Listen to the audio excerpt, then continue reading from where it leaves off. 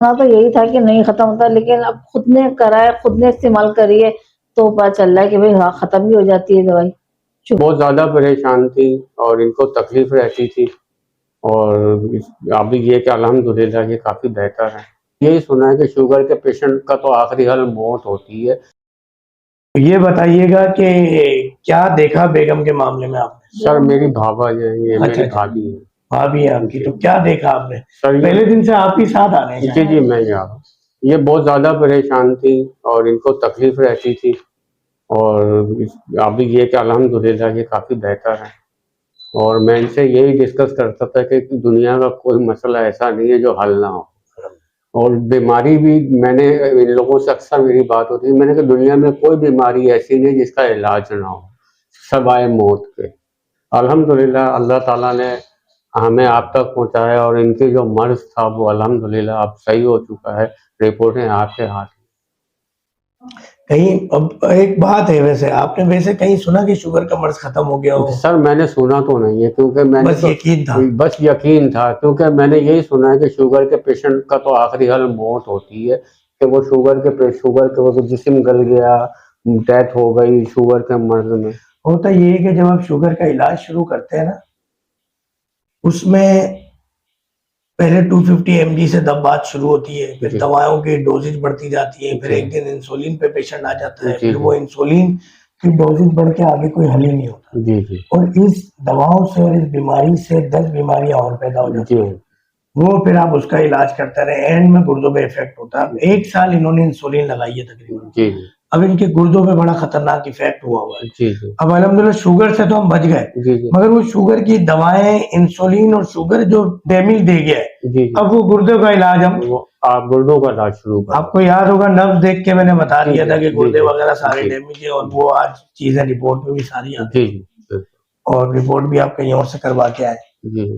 انشاءاللہ اللہ کی رحمت سے جہاں یہ معاملہ حل ہوا ہے وہاں پہ وہ معاملہ بھی حل ہو جائے گا. اور پیشاب پہلے بہن کو زیادہ آتا تھا، بار بار ان کو پیشاب کرنے کے لیے جانا پڑتا. ایک گلاس پانی میں 10-12 مرتبہ ان کو پیشاب کرنے جانا جی اللہ کا پانی شکر ہے کہ رکتا نہیں تھا. واش روم وغیرہ بھی اتنا زیادہ جانا نہیں ہو رہا ہے.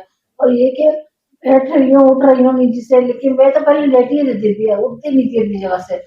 لیکن اللہ کا شکر اب یہ کہ میں کھا پی سکتی ہوں، کھانا بھی ہضم ہو رہا ہے، ہر چیز کھا رہی پی رہی ہوں. الحمدللہ. اور کیا کیا تبدیلی دیکھی ہے اپنے اندر آپ نے؟ سبھی تو یہی دیکھی ہے. کبھی سنا آپ نے شوگر کا مرض بھی ختم ہو جاتا ہے یا نہیں؟ نہیں یہ تو نہیں سنا تھا، یہ میں نے تو پہلی دفعہ دیکھا ہے. تو جب ویڈیو میں دیکھتے تھے یا لوگ بتاتے تھے تو یقین تھا تب بھی، یا نہیں یقین نہیں تھا کہ ایسا ختم بھی ہو جاتا ہے، لیکن اب خود کو ختم ہوا ہے تو پھر یقین ہوا ہے کہ ہاں ہو سکتا ہے یہ. اب یہ کہ میں سب کو بتاؤں گی جا کے کہ بھائی دکھاؤ، کیونکہ ہمارے یہاں بہت لوگ شوگر کے مریض ہیں یہاں پہ.